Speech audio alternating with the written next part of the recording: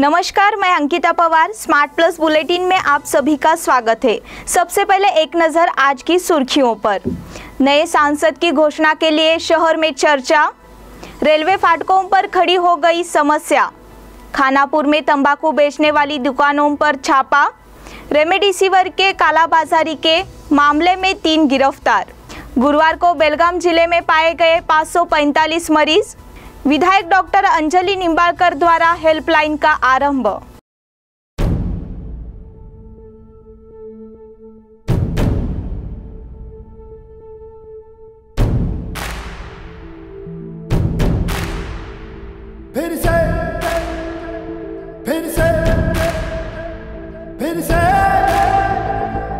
फिर से उछला लहू नसों में, फिर से मचला जुनून रगों में, फिर से झूमा गगन तिरंगा, फिर से दिल हुआ मस्त मलंगा। फिर से फिर से फिर से फिर से लोहा हुआ इरादा, फिर से करते हैं हम वादा, भर देंगे हुंकारा, फिर से जीतेंगे हम यारा, फिर से जीतेंगे हम यारा, फिर से। अब देखते हैं विस्तृत समाचार। बेलगाम सांसद चुनाव की घोषणा 2 मई को की जाएगी, इसलिए अब इस चुनाव के लिए उल्टी गिनती शुरू हो गई है। बेलगाम शहर और उसके वातावरण में लॉकडाउन चल रहा है। हालांकि इस चर्चा ने सोशल मीडिया पर गति प्राप्त कर ली है। बीजेपी कार्यकर्ता जोर देकर कह रहे हैं कि बेलगाम से नए सांसद के रूप में बीजेपी की उम्मीदवार मंगला अंगड़ी जी जीतेगी, कांग्रेस के उम्मीदवार सतीश जारकिहोली की जीत होगी। ऐसा विश्वास पक्ष नेताओं की ओर से व्यक्त किया जा रहा है, लेकिन राजनीतिक विश्लेषकों के अनुसार उन्हें दूसरे नंबर का वोट मिलने की उम्मीद है। महाराष्ट्र एकीकरण समिति के उम्मीदवार शुभम शेळके मराठी कितने वोट लेने के कामयाब होते हैं, इस पर भी जोर शोर से चर्चा चल रही है। चुनाव के परिणाम के बारे में अभी सोशल मीडिया पर चर्चा तेजी में है। रेलवे फाटकों पर खड़ी हो गई समस्या। शहर और उसके आसपास कोरोना को नियंत्रित करने के लिए पुलिस द्वारा शुरू किया गया अभियान नागरिकों को परेशान कर रहा है। एक और नागरिकों से स्वेच्छा से नियमों का पालन करने का आग्रह किया जा रहा है, लेकिन दूसरी तरफ नागरिकों के लिए समस्याएं पैदा करने के लिए शहर भर में बैरिकेड्स लगाए जा रहे हैं। कोरोना नियंत्रण के लिए राज्य सरकार द्वारा शुरू किए गए लॉकडाउन का कार्यान्वयन शहर क्षेत्र में शुरू हो गया है। नागरिकों ने केवल आवश्यक कार्य के लिए अपने घरों से बाहर जाने का फैसला किया है। कुछ जगहों पर बैरिकेड्स की वजह से नागरिकों को परेशानी का सामना करना पड़ रहा है। तिलकवाड़ी इलाके में रेलवे फाटकों को बंद करने से पैदा हुई समस्याओं का सामना लोगों को करना पड़ रहा है। रेलवे फाटकों में ट्रैफिक की भीड़ के कारण लगातार समस्याएं बनी हुई है। इस गेट से ट्रेन गुजरने के बाद लगने वाले ट्रैफिक जाम के कारण नागरिकों की कड़ी प्रतिक्रिया व्यक्त हो रही है।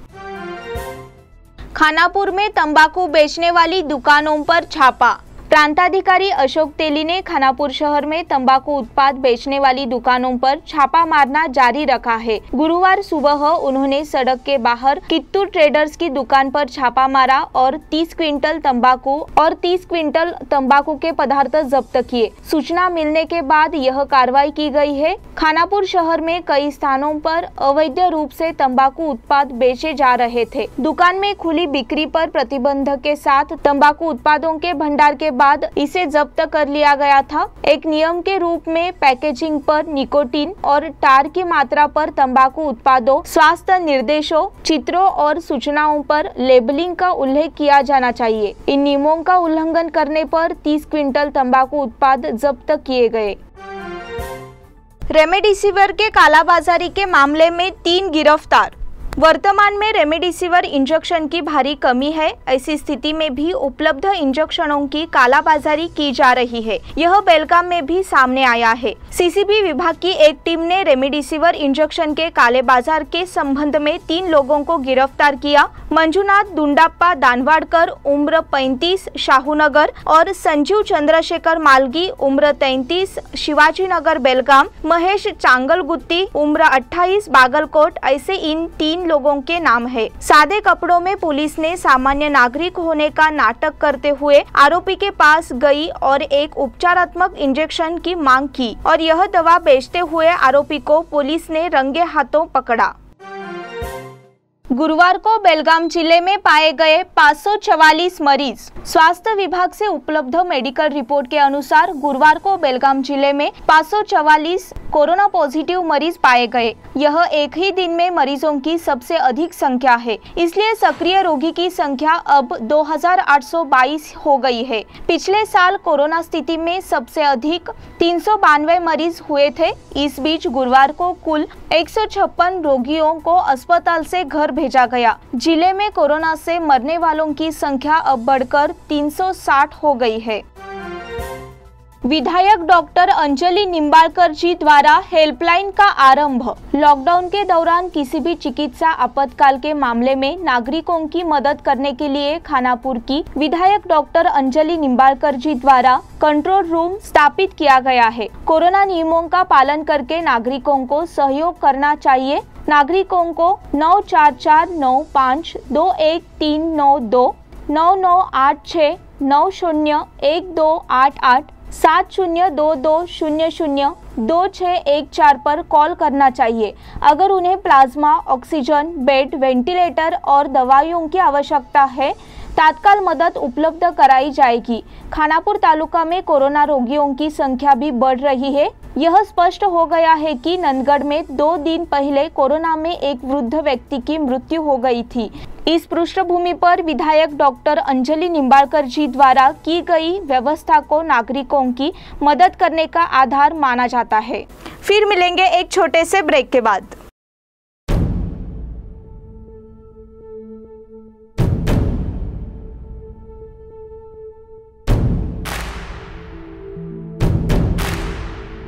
फिर से फिर से फिर से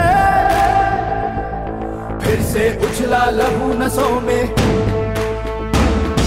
फिर से मचला जुनून रगों में, फिर से झूमा गगन तिरंगा, फिर से दिल हुआ मस्त मलंगा। फिर से फिर से फिर से फिर से लोहा हुआ इरादा, फिर से करते हैं हम वादा, भर देंगे हुंकारा फिर से,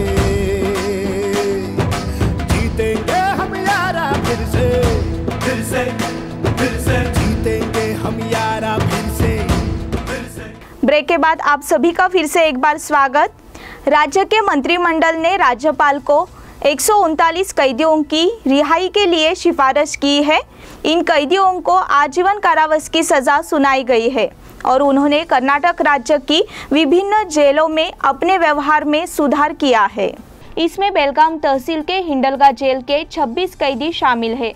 राज्य की विभिन्न जेलों में आजीवन कारावास की सजा काट रहे 139 कैदियों की रिहाई को मंत्रिमंडल में मंजूरी दे दी है और सुधारित कैदियों की रिहाई का प्रस्ताव राज्यपाल को भेजा गया है। जेल विभाग द्वारा 161 कैदियों की रिहाई के लिए गृह विभाग को एक पत्र भेजा गया था, जिन्होंने उनके व्यवहार में सुधार किया था। कैदियों को रिहा करने का प्रस्ताव राज्य के राज्यपाल को भेजा गया है। अज्ञात वाहन की टक्कर से युवक की मौत। अज्ञात वाहन की चपेट में आने से दुपहिया वाहन पर सवार एक युवक की मौत हो गई। यह घटना बुवाची सौंदत्ती तालुका रायबाग में सौंदत्ती क्रॉस रोड पर हुई। मृतक की पहचान महावीर भोजकर उम्र 35 मांजरी तालुका चिक्कोड़ी के रूप में हुई है। घटना रायबाग पुलिस स्टेशन में दर्ज की गई है। महावीर भोजकर मांजरी से काम के लिए नसलापुर गए थे। सोमवार रात सौंदत्ती क्रॉस पर अज्ञात वाहन की चपेट में आने से उनकी मौके पर ही मौत हो गई। टक्कर मारने के बाद एक अज्ञात चालक घटनास्थल से भाग गया। मुख्यमंत्री जी ने दी जिलाधिकारियों को सख्त सूचना। राज्य में कोरोना की स्थिति से निपटने के लिए सरकारी दिशा निर्देशों और नियमों का सख्त पालन आवश्यक है। इस बात का ख्याल खुद जिलाधिकारियों को रखना चाहिए। बिना किसी मुलायजा के नियमों का उल्लंघन करने वालों के खिलाफ सख्त कार्रवाई की जानी चाहिए। ऐसी चेतावनी राज्य के मुख्यमंत्री BS येडियुरप्पा जी द्वारा दी गई। राज्य में कोरोना रोगियों की संख्या दिन प्रतिदिन बढ़ती ही जा रही रही है। इस पृष्ठभूमि के खिलाफ मुख्यमंत्री जी ने गुरुवार को कावेरी सरकार हाउस में कार्यालय से सभी जिलाधिकारी, जिला पंचायत प्रमुखों, जिला पुलिस अधीक्षकों, जिला स्वास्थ्य अधिकारियों, जिला सर्जन, मेडिकल कॉलेजों के निदेशक और निदेशकों के साथ एक वीडियो कॉन्फ्रेंस की।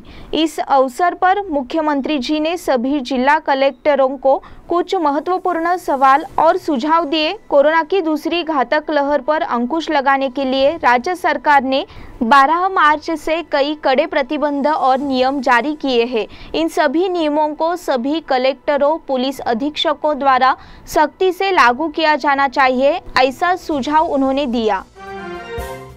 मजदूरों की बाइक जब्त करने की कार्रवाई।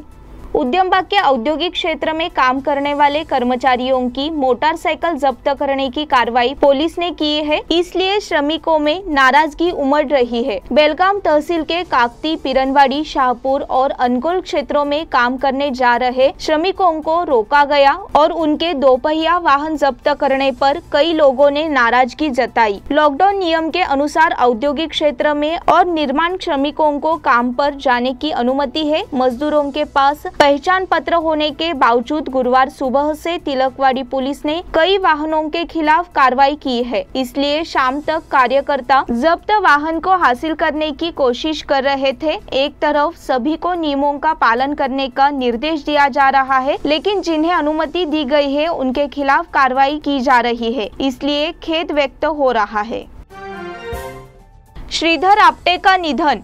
शाहपुर के मूल निवासी और वर्तमान में सोनार गली वडगांव के निवासी श्रीधर गणपतराव आप्टे, उम्र 59, इनका दिनांक 29 तारीख को दिल का दौरा पड़ने से देहांत हो गया। उनके पश्चात मां, एक भाई, एक बहन, भतीजे ऐसा परिवार है। उन्हें भाई गुरुजी के नाम से जाना जाता था। वह वरिष्ठ पत्रकार सुनील आप्टे के छोटे भाई थे। रेणुका हनुमंत वांद्रेकर का निधन। नांजिल कोडल तालुका खानापुर की निवासी रेणुका हनुमंत वांद्रेकर, उम्र 64 का शुक्रवार को दिल का दौरा पड़ने से निधन हो गया। उनके पीछे पति, बेटे, 2 बेटियां और पोती पोतियों ऐसा परिवार है। इसी के साथ स्मार्ट प्लस बुलेटिन के आज के समाचार समाप्त हुए। धन्यवाद।